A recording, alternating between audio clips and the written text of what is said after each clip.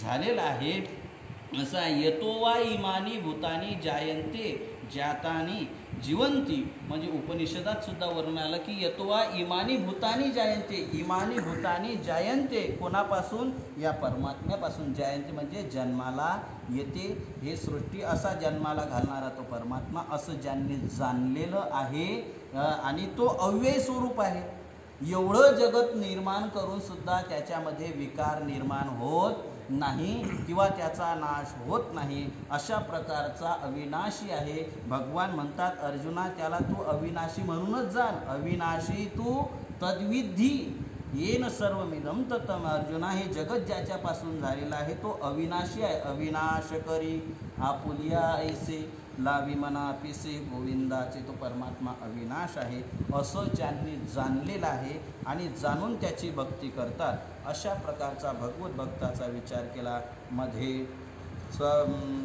भगवंताने याच्यामध्ये त्रैविद्येचा विचार केला आणि तिथून पुढे पुन्हा भक्तीचं वर्णन, ही भक्ती कशी, हे ज्ञान यांना प्राप्त कसं झालं, त्या भक्तीचं ही सुखरूपता, हा आनंद त्यांच्या जीवनामध्ये कसा झाला, त्या भक्तीचं वर्णन भगवान सांगतात की वेदाचा जो भाग आहे, वेदामध्ये जो त्रैवर्ग सांगितलेला आहे, ऋग यज आणि सामवेद, यामध्ये जो विषय यापेक्षा श्रेष्ठ विषय जो आहे तो अकारण, ज्ञानोबराय म्हणतात, शेरा मारतात, तो तर सर्व अकारण आहे, तो सर्व माणसाला गुंतवणार आहे। म्हणून मज एके विन त्रहे त्रैधर्म अकारण, आता माते जाणणे काही नेन तू सुखिया वसी। भगवान म्हणतात या जगतामध्ये माझा एके विन, भगवंताशिवाय सर्वच सर्व फोल। सत्य काय आहे? फक्त परमात्मा। सत्य तू सत्य तू सत्य तू विठ्ठला कागा दाविला जगदाकार। जेव्हा तुकोबा म्हणतात देवा सत्य काय आहे? तो परमात्मा आहे। आणि उपनिषदामध्ये त्या परमात्म्याचं असं वर्णन आहे, सत्यम ज्ञानम अनंतम ब्रह्म। ज्ञानवरा म्हणतात सत्य ज्ञानानंत गगनाचे प्रावरण, नाही रूपवर्ण गुण जेथ तोहारी श्रीहरी पाहिला डोळे भरी। सत्य स्वरूप काय आहे? परमात्मा आहे। सत्य परमात्म्याचं स्वरूप आहे आणि असं सत्य स्वरूप त्याला सोडून जा बाकीचं अकारण आहे। याचं कारण जगत परमात्मे व्यतिरिक्त सर्व अकारण आहे, याचं कारण परमात्मा जगाचं कारण आहे।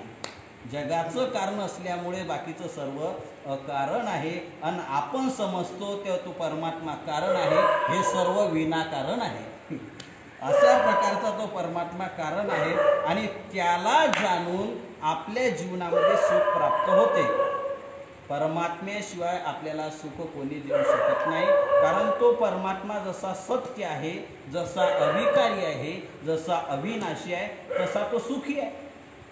सुखरूप ऐसा दुजा कोणी सांगा, माझ्या पांडुरंगा सारी खातो। तो परमात्मा व्यापक आहे म्हणून सुखी आहे आणि त्याच्या व्यतिरिक्त सारं जगत कसं आहे? हे दुःखी आहे, कारण संकोचित आहे। शास्त्र सांगतं, उपनिषद सांगतं, यो भूमा यो वै भूमा तत्सुखम। तो व्यापक आहे म्हणून तो सुख आहे। सुखम अस्ति, तो परमात्मा सुख स्वरूप आहे। नाल्पे सुखम अस्ति, अल्पामध्ये सुख नाही आणि व्यापकामध्ये सुख आहे। तो परमात्मा व्यापक आहे आणि त्याला जाणून आपण सुखरूप होऊ शकतो। म्हणून तुकोबाराय आत्मविश्वासाने सांगतात की त्या देवाला जर आपण जाणलं, त्या देवाला आत्मसात केलं, त्या देवाची भक्ती केली, त्या देवाचं जर ज्ञान करून घेतलं तर आपण निश्चित सुखी होतो।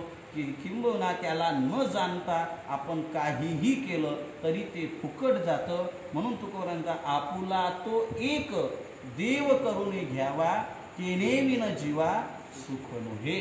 त्याच्याशिवाय सुख देऊ शकत नाही। मग त्याला जाणायचं कसं? हा प्रश्न शिल्लक राहतो ना। त्याची भक्ती करायची कशी? त्याची भक्ती करणारे कसे असतात? बरं त्याची भक्ती केली तर जीवनात फायदा काय होतो? याच प्रश्नाचा थोडाफार विचार करणारा हा श्लोक आहे। मी चिंतन सेवेकरता निवडला। अनन्याश्चिंतयन्तो मां ये जनाः पर्युपासते तेषां नित्या अभियुक्तानां योगक्षेमं वहाम्यहम्। भगवान म्हणतात अर्जुना, ये जनाः, जे माणसं माझी सतत उपासना करतात, अनन्य होऊन माझं चिंतन करतात, तेषां त्यांचा जे नित्ययुक्त माझ्याशी झालेले आहेत त्याचा मी योगक्षेम चालवतो. आता योगक्षेम म्हणजे काय? योगक्षेम शब्दाचा या पदाचा अर्थ काय आहे? योगक्षेम जर परमात्मा सांगतात जो अनन्य भक्ती करणार आहे त्याची चालवतो, त्याचा योगक्षेम चालवतो, तर मग इतरांचा चालवत नाही का? मग इतरांचा जर चालवत नसेल तर मग त्याच्या ठिकाणी विषमता आणि कर्तृत्वाचा दोष येतो. तो परमात्मा पुन्हा योगक्षेम चालत असताना योगक्षेम दोन प्रकारचा समजला जाऊ शकतो. एक तर स्वतः भक्त जो आहे भक्ताच्या अपेक्षेप्रमाणे योगक्षेम आहे, आणि दुसरा ईश्वराच्या इच्छेने योगक्षेम आहे. मग तो परमात्मा नेमका योगक्षेम कसा चालवतो याचा थोडाफार विचार आपण थोडक्यामध्ये करून श्लोकाचा शब्दशः अर्थ पाहून सेवेला पण पूर्ण विराम देणार आहोत. तर योगक्षेम शब्दाचा अर्थ काय आहे? पदाचा अर्थ काय? योगक्षेम अर्थात योग शब्दाचा जर आपण विचार केला तर व्यवहारामध्ये योगक्षेमाचा विचार काय असतो? योगक्षेम म्हणजे आपण काय म्हणतो, वेळेवर खायला मिळणे, पोट भरण्याकरता साहित्य सर्व सुखभोग गोष्टी उपलब्ध होणे, याला आपण काय म्हणतो?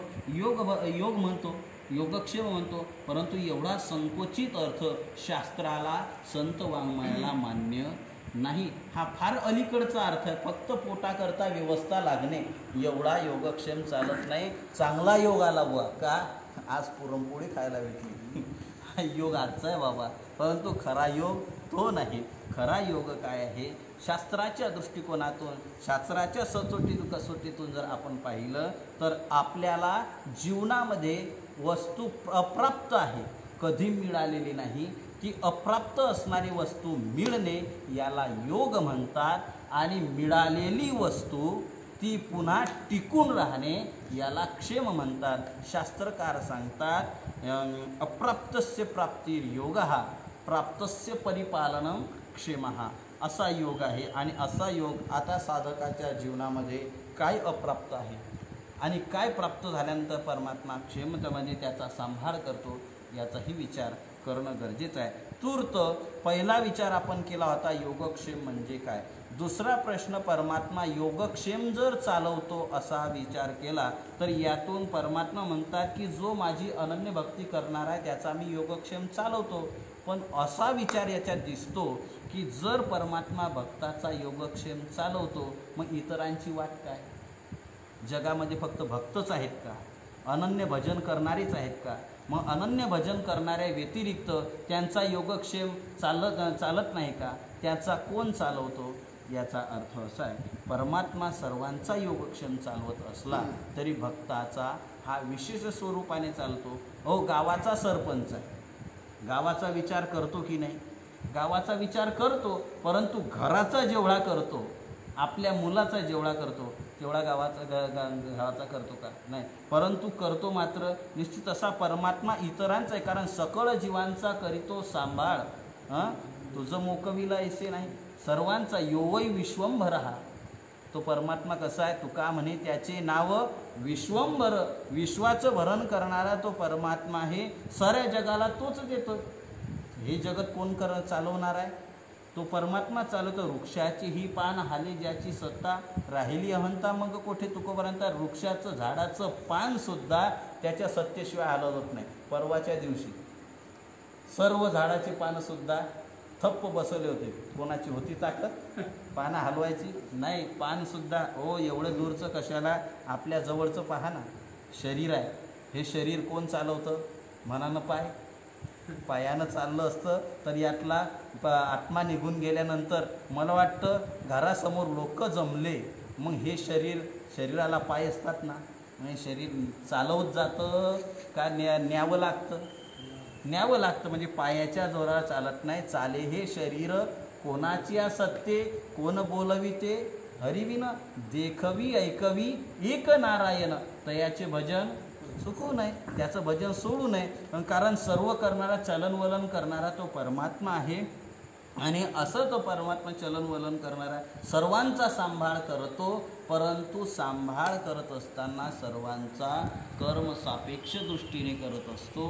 आणि भक्तांचा सांभाळ करतो तो अनन्य भावाने. आणि भक्तांचा सांभाळ करण्याची गरज नाही. भक्ताचा सांभाळ करण्याची गरज नाही, कारण तो परमात्म्यावर सांभाळ करण्याची ओझं घालतच नाही. आपला जो ओझं घालणारा आणि खरा अनन्य भक्त त्यालाच म्हणतात, जो आपला सांभाळ करणं भगवंतावर घालत नाही. आपला प्रारब्धानं होणारा सर्व जीवांचा योग जो आहे सामान्य दृष्टीने तो ज्याचे त्याच्या कर्मानुसार चालतो, त्याच्यानुसार प्रारब्धानुसार चालत असतो. आणि परमात्मा फक्त फलदाता आहे. ज्याचं त्याचं कर्म ज्याला त्याला फल देत असतो, त्याच्या कर्मानुसार त्याला फल परमात्मा देत असतो. हा सामान्य रूपाने इतरांचा योगक्षेम चालवतो आणि विशेष रूपाने आपल्याला जो अनन्य झालेला आहे त्या भक्तांचा योगक्षेम चालवतो. तिसरा मुद्दा होता, परमात्मा योगक्षेम चालवतो, तो भक्तांचा चालवतो, इतरांचा चालवत नाही. मग इतरांचा जर योगक्षेम चालवत नाही मग त्याच्यावर जो विषमता येईल. आणि दुसरा गोष्ट कर्तृत्वाचा दोष त्याच्यावर येईल, परंतु विषमतेचा दोष येत नाही, कारण भगवान स्वतः सांगतात समोहम सर्वभूतेषु. तो परमात्मा सर्वांशी सारखा आहे, त्याला कोणी शत्रू नाही आणि कोणाशी मित्र नाही. तो सर्वांमध्ये स्थित व्यापक आहे. वाघ हा जीवांना इतर लोकांना त्रास देऊन त्यांची हत्या करून खातो, म्हणून त्याच्यामध्ये आत्मा नाही का? आहे. गाय ही सर्वांना दूध अमृतासारखं पवित्र असं दूध देते, तिच्यामध्ये सुद्धा तो त्याच रूपाने आहे. सर्व ठिकाणी तो व्यापक असून सर्व रूपाने समरूपाने तो परमात्मा आहे, त्यामुळे त्याच्या ठिकाणी विषमता नाही.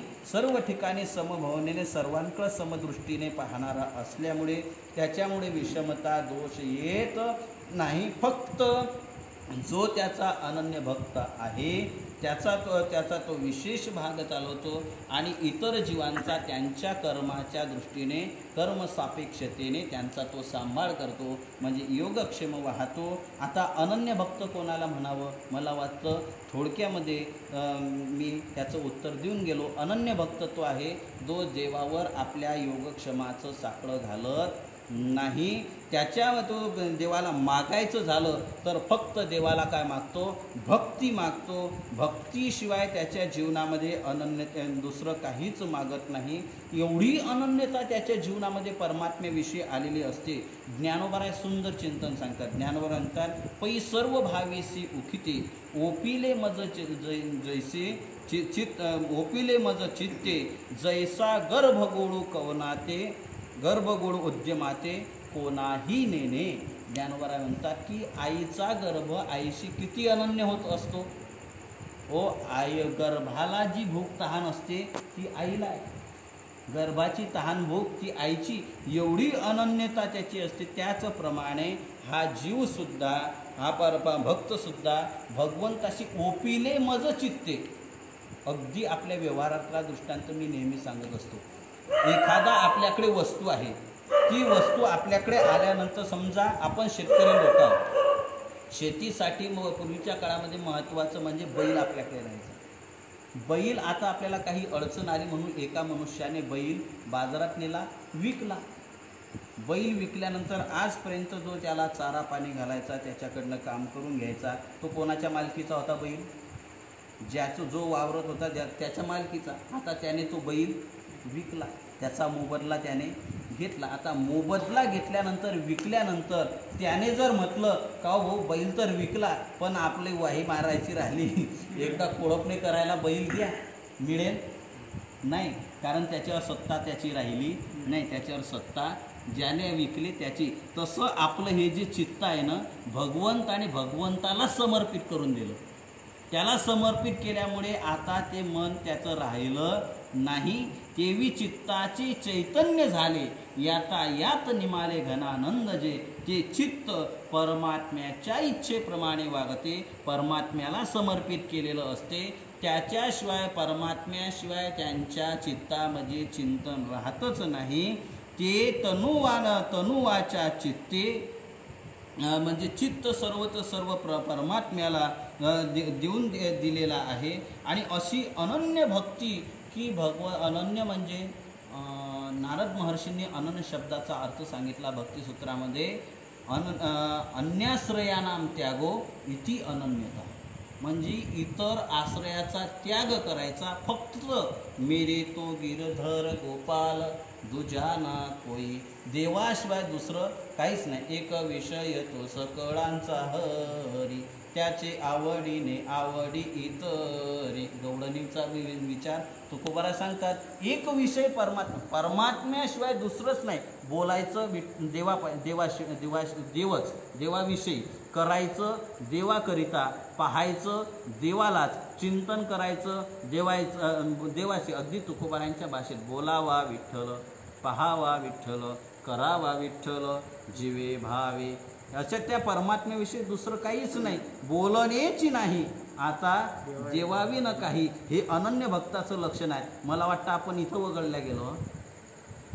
बोलण्याची नाही आता देवाविनं काही, हे अनन्य भक्ताचं लक्षण आहे. आपलं असं आहे, बोलण्याची नाही देवाशिवाय काही.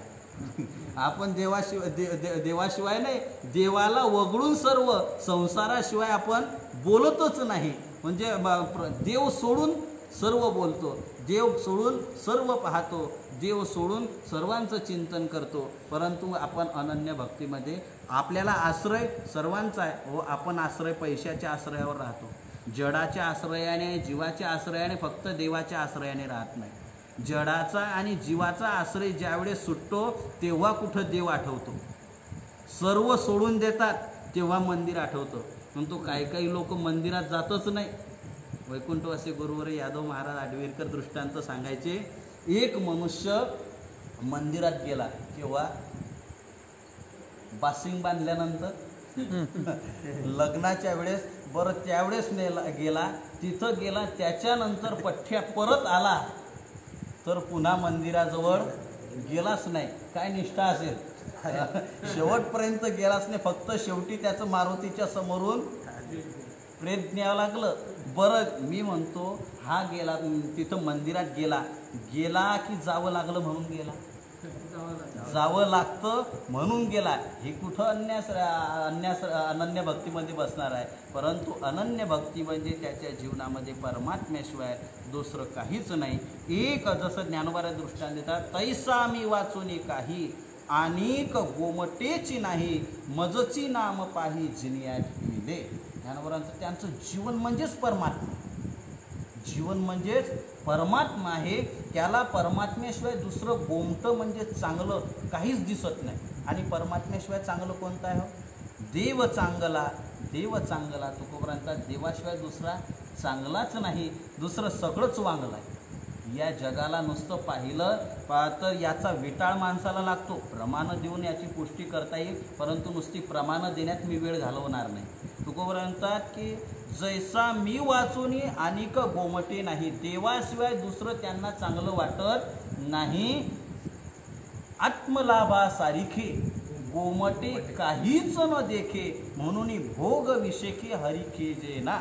ज्याला देव आवडला ना त्याला दुसरं काही आवडतच नाही, आणि ज्याला दुसरं आवडतं त्याला देव आवडत नाही. हा तर सिद्धांत आहे, हे तर समीकरण आहे. बुवा, ज्याला दुसरं आवडतं त्याला देव आवडत नाही, आणि ज्याला देव आवडतो त्याला संसार आवडत नाही. त्याचे सहज उद्गार निघतात, विठले हे चित्त प्रपंचापासून वमनते मने बैसलेसे, एकला तूच आवडसी.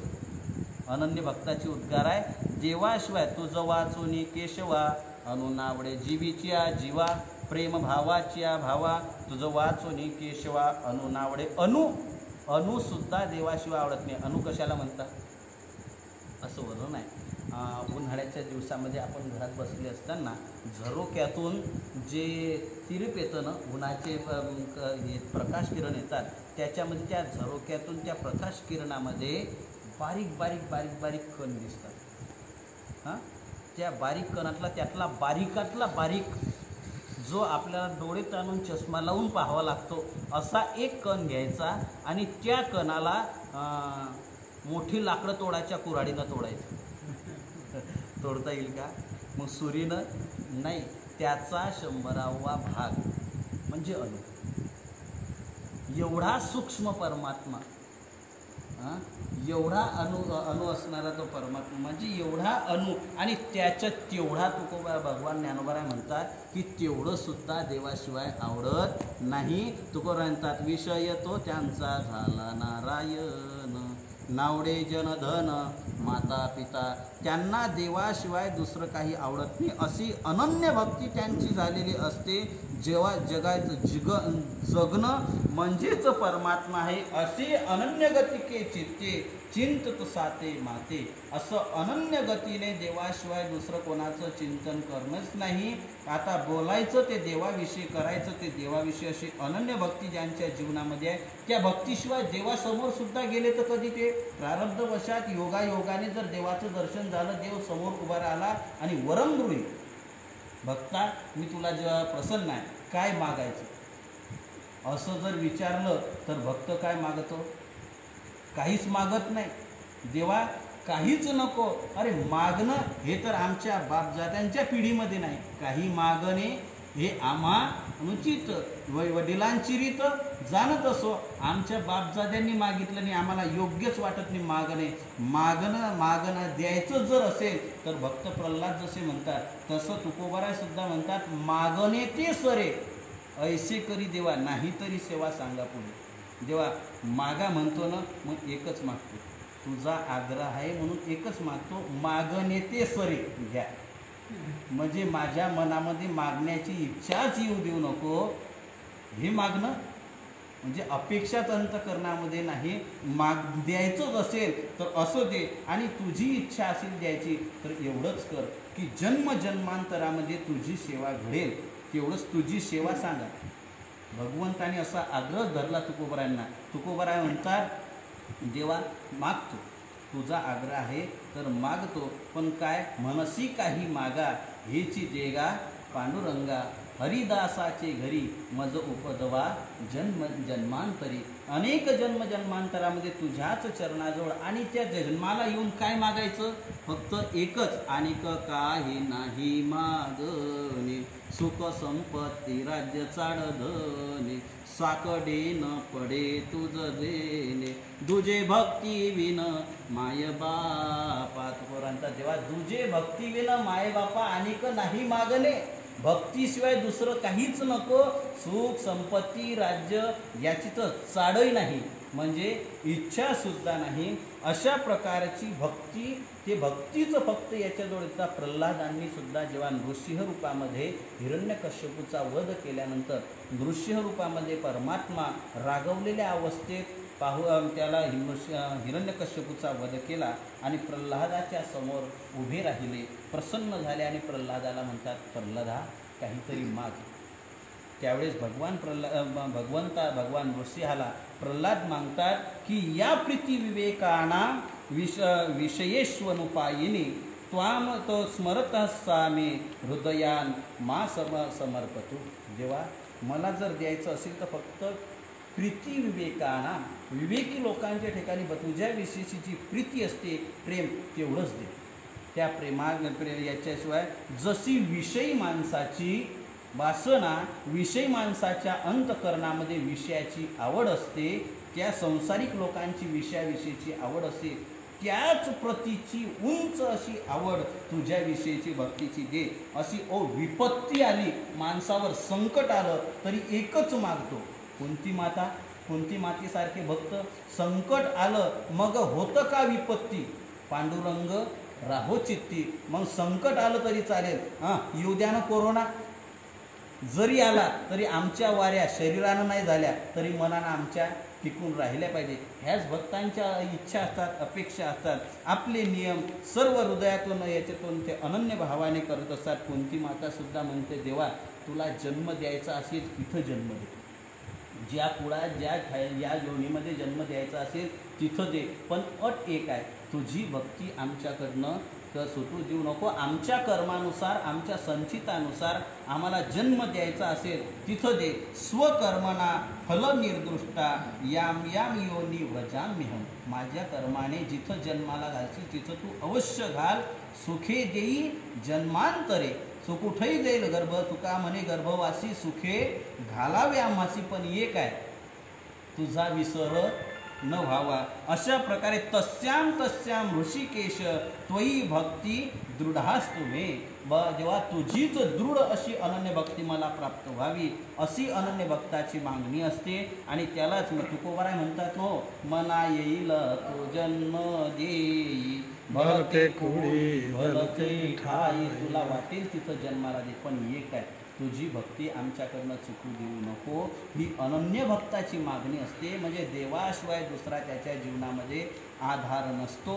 आणि अशी अनन्य भक्ती ज्यांची झालेली आहे, भगवान म्हणतात की ती एकवटून जी एक क्षणी काय की सर्व त्या ज्या क्षणाला सर्व भावाने काया वाचा मनाने माझ्याशी एकचित्त एकरूप होतात. अनुसरले माझी वाहनी सर्व व्यवहार त्यांचे माझ्याच सर्व भजन जर माझ्याच दृष्टीने करत असतील, उद्देशाने हेतूने करत असतील, तर तेव्हाची तयाची चिंतावनी पडली मज. तेव्हापासून ज्या क्षणाला माझ्या भक्तीचा ते निश्चय करतात, त्याच क्षणापासून भगवान म्हणतात त्याची चिंता मला लागते. आणि तेव्हापासून मी त्याची चिंता आणि भक्ती करायला लागल्यानंतर योगक्षेमम वहाम्यहम, त्याचा योगक्षेम मी वाहतो. आता योगक्षेम कशा प्रकारचा वाहतो याचा जर विचार केला तर संसारिक दृष्टिकोनातूनही परमात्मा एका वाक्यामध्ये एका मिनिटात मी अर्थ सांगू शकेला पूर्ण राम देतो. योगक्षेम परमात्मा वाहतो तो कशा प्रकारचा, तर त्याचा संसारिक सुद्धा योगक्षेम परमात्मा वाहतो. याला पुराणे आणि संत चरित्र आपल्याला पूर्णपणे प्रमाणभूत आणि आपल्यासमोर प्रत्यक्ष चरित्र आपल्यासमोर आहेत. परमात्मा योगक्षेम त्यांचा सर्वच वाहतो. व्यावहारिक योगक्षेम वाहतो आणि परमार्थिकसुद्धा योगक्षेम वाहतो. आता पहिल्यांदा योगाची व्याख्या सांगितली होती, अप्राप्तस्य प्राप्तिर्योग. हा त्याच्या जीवनात अप्राप्त वस्तू असेल, संसारामध्ये जर एखादी वस्तू कमी पडत असेल तर परमात्मा पुरवतो. नामदेव महाराजांचं लग्न जुळवून दिल्याचं प्रसंग चरित्रामध्ये आहे नाही का.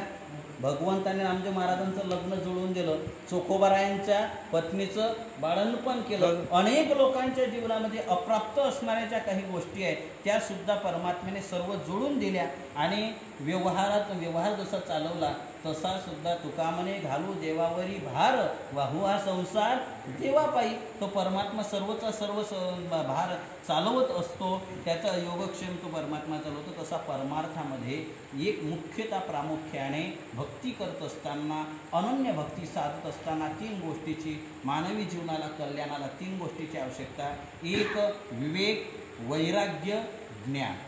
आणि त्याच्या पुष्टीसाठी परिपूर्णत्वासाठी भक्ती. आणि परमात्मा त्याच्या जीवनामध्ये विवेक देतो, परमात्मा त्याच्या जीवनामध्ये ज्ञान देतो, परमात्मा त्याच्या जीवनामध्ये भक्ती देतो आणि त्याचं जीवन परिपूर्ण देतो. तेषां सतती युक्तानां भजतां प्रीतिपूर्वकं ददामि बुद्धियोगं तं येन मामुपयांति ते. ज्याच्यामुळे तो मला प्राप्त होईल अशा प्रकारचं भक्ती, अशा प्रकारचा योग, अशा प्रकारचं ज्ञान, विवेक परमात्मा त्याला देतो आणि त्याला आपल्या स्वरूपात प्राप्त करून देतो. आणि ती अशी अनन्य भक्ती तो भक्त करतो. आणि त्यामुळे तो परमात्मा म्हणतात योगक्षेमम वहाम्यहम. परंतु मेघ आहे नित्याभियुक्तानां सततम. अनन्य जो झालेला आहे, अभियुक्त झालेला आहे, तो त्याचा परमात्मा योगक्षेम वाहतो. म्हणून भगवान म्हणतात अनन्या चिंतयन्तो मा ये जना पर्युपासते तेषां नित्याभियुक्तानां योगक्षेमं वहाम्यहम यथामती यथावकाश. माझ्या बुद्धीला पेलवला त्याप्रमाणे या श्लोकावर चिंतन सेवा करण्याचा प्रयत्न केला. जे बरोबर असेल ते माझ्या गुरुदेवांचं आहे, चुकीचं असेल ते माझ्या बुद्धीचे दोष समजून मला परत करा. झालेली सेवा परमात्म्याच्या आईसाहेब मुक्ताईंच्या संतांच्या श्रीगुरूंच्या चरणी समर्पित करून सेवेला पूर्णविराम देतो. तरी न्यूनते पुरते अधिकते सरते करून घ्यावे तुमते विनवित असे. पायाच्या प्रसादे काही बोलिलो विनोदे मज क्षमा करणे संती नवे अंगभूतयुक्ती. करविली तैसी केली कटकट वाकडे का नीट देव जाणे कुंडली. श्री ज्ञानदेव पंढरीनाथ भगवान